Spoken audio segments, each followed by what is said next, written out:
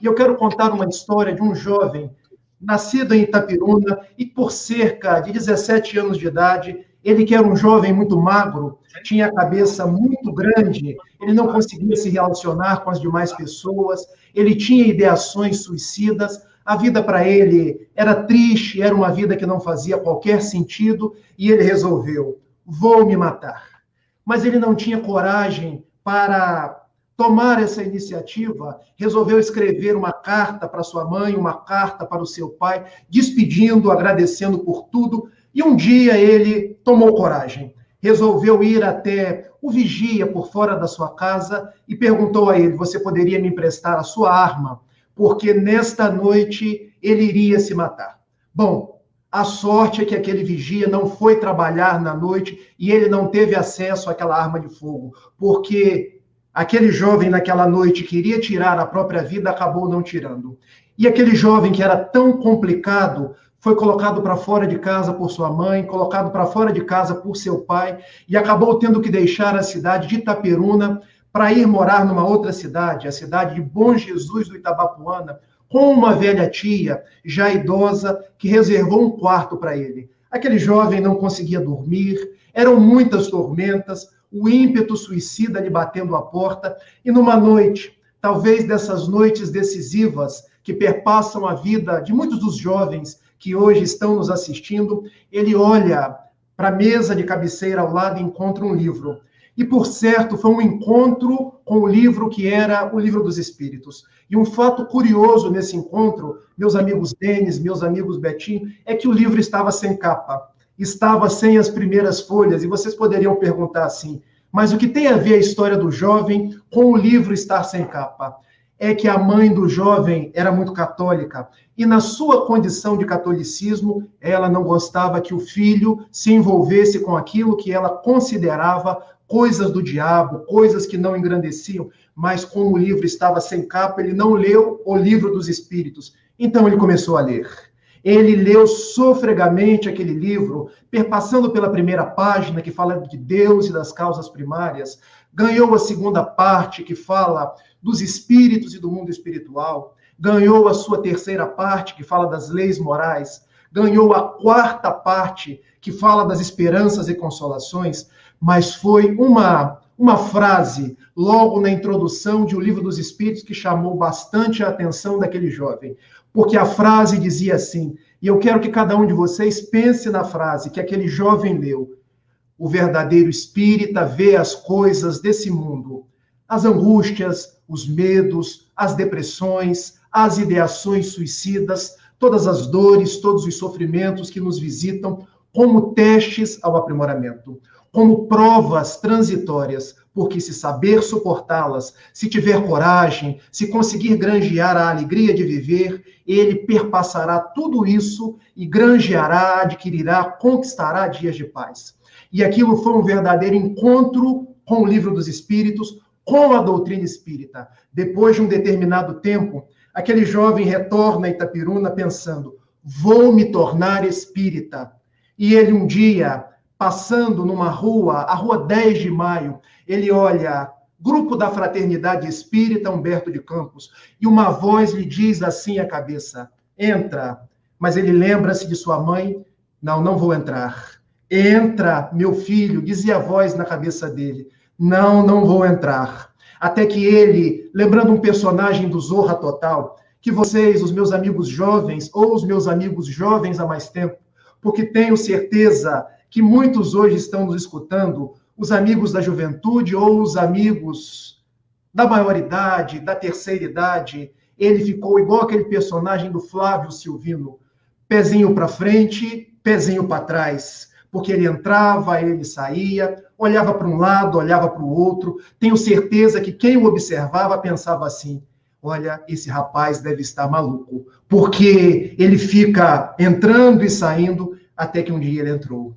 E entrando lá, ele encontrou outros jovens que não olhavam para o tamanho da cabeça dele, que não o chamavam de filé de borboleta, ou outros adjetivos, porque hoje nós chamamos bullying, mas na época não tínhamos essa forma de chamar bullying era zoação e outras coisas mais. Eram jovens que compreendiam o seu papo, que não consideravam o seu papo quadrado, e jovens que agasalharam e aquelas ideações suicidas, aqueles medos, aquela agonia, aquela angústia, aquela ideação suicida, ela foi amainando. E é bem certo que na casa espírita ele foi encontrando a alegria de viver, e na própria casa espírita, naquele que nós chamamos o tratamento espiritual, ele recebeu a recomendação: meu filho, tu hoje encontras-se com Jesus para reafirmares o teu compromisso. Trabalharás no espiritismo, mas também deves ir no médico,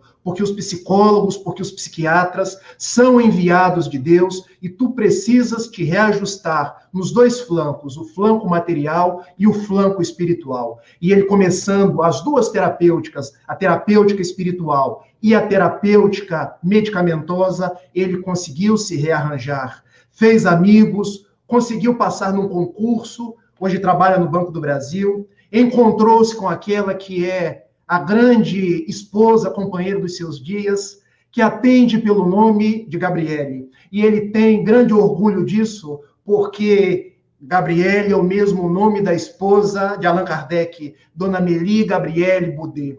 E o Banco do Brasil um dia transferiu aquele jovem para a cidade de Niterói, para trabalhar numa rua chamada Moreira César. E como ele se afastou temporariamente do espiritismo, afinal, trabalhava no banco das 9 da manhã até as 9 da noite, à época não tinha ponto eletrônico, ele começou a ser visitado pelas dificuldades novamente. Começou a ter desmaios dentro do banco, começou a ser visitado pelas moléstias psíquicas, pela depressão novamente. Só que essa depressão vinha de uma forma não apenas mais através da ideação suicida, mas através de transes, que os médicos do mundo chamavam de transes esquizofrênicos. O certo é que ele tombava o chão. E o gerente da agência do Banco do Brasil, em Niterói, chamava a ambulância. Mas ele caiu uma vez, caiu duas vezes. Num determinado momento, ele era o único funcionário da agência que tinha dois tipos de vale. O vale transporte, que todos os funcionários tinham, e o vale ambulância, porque em 2 meses a ambulância foi retirá-lo da agência 3 vezes. E o gerente pensou, eu não chamo ambulância mais, porque a agência não tem dinheiro para pagar toda a ambulância vindo todo mês. E aquele jovem começou a ser levado para o hospital pelo SAMU. E chegava no hospital, ele logo se recuperava, porque aquele fenômeno era um fenômeno obsessivo, que depois ele veio descobrir que também era um fenômeno de uma mediunidade que desabrochava. E um dia, ele saindo da agência do Banco do Brasil, começou a caminhar, e a mesma voz que havia me convidado em Itapiruna para entrar no grupo da Fraternidade Espírita Humberto de Campos, agora lhe leva, caminhando 2 quilômetros, a um outro lugar, chamado Sociedade Espírita Fraternidade. E ele entra, era uma quarta-feira de noite, 20 horas, e um orador espírita, da cor mais bela que nós temos, a cor negra, com olhos verdes, que pareciam 2 esmeraldas, falava sobre a felicidade. E foi amor à primeira vista. Um resgate do amor ao Espiritismo, um resgate do amor a Jesus, um resgate do amor à fraternidade e a José Raul Teixeira. Porque aquele jovem conversou com Raul Teixeira e Raul Teixeira lhe disse assim, filho, nós estávamos te esperando. A fraternidade te aguardava para que você pudesse enfileirar as nossas filas de trabalho e trabalhar no bem. Hoje te encontras novamente com Jesus fora da cruz das religiões tradicionais, para que possa demonstrar os teus anelos de transformação.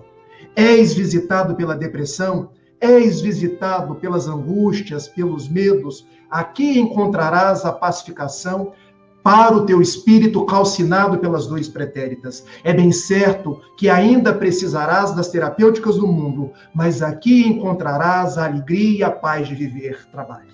E aquele jovem trabalhou. trabalhou no trabalho assistencial, junto aos sofredores do mundo, trabalhou na livraria e hoje se encontra trabalhando na oratória espírita, trabalhando com os jovens, falando de Jesus e falando do espiritismo aos corações juvenis, aos corações dos jovens há mais tempo, aos corações doloridos desses tempos de pandemia, desses tempos de quarentena, desses tempos que o livro Obras Póstumas nos fala que são tempos de transição planetária, são tempos que nós caminhamos para o mundo de regeneração e que esses sinais dos tempos, onde as dores se fariam mais fortes, seriam categorizadas por dois fenômenos: o aumento das problemáticas psíquicas e o aumento do número dos suicídios, para que os espíritas pudessem agasalhar-se uns aos outros, ajudar aqueles que aportam as casas espíritas e refletir no nosso compromisso com Jesus, refletir na nossa tarefa de fazer o bem, de viver a paz e de ajudar-nos uns aos outros, porque a dor do outro é a nossa dor. E se hoje os psicólogos, os psiquiatras falam de uma quarta onda de adoecimento, a onda do adoecimento psíquico, a doutrina espírita vem na feição do Consolador prometido, nos dá a alegria de viver. Se é essa proposta que redime os nossos espíritos e mostra o caminho para a paz, para a saúde e para a autotransformação. Aquele jovem que eu contei a história dele responde pelo nome de Rafael Siqueira.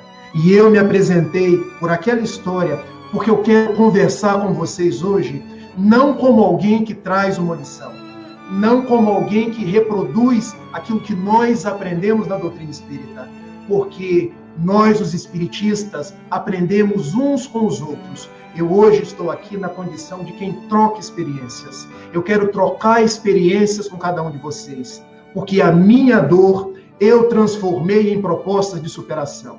E eu quero que hoje a dor de cada um de vocês possa se refletir nas nossas falas, para que juntos nós encontremos soluções, sabendo que a doutrina espírita é um sol da imortalidade que reflete o Evangelho de Jesus para os dias da nossa atualidade, dos nossos dias contemporâneos. Eu escuto Divaldo Pereira Franco dizer aos nossos corações que quem encontrou o Espiritismo não encontrou a rota do tesouro, mas encontrou o próprio tesouro. Vamos então, meus amigos, amigos do Distrito Federal, amigos que me ouvem pelas mídias sociais, refletir que nós temos um tesouro na mão.